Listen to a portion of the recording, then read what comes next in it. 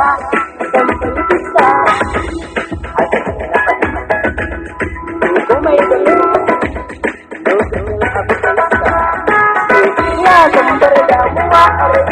abin da ta zauna ya zamba ya bar nan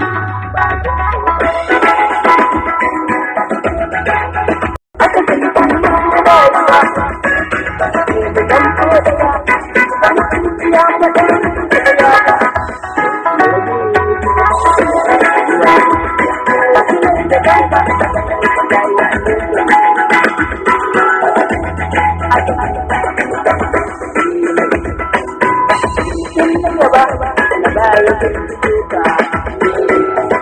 amfani idan ka samu dama haka na faɗa faɗa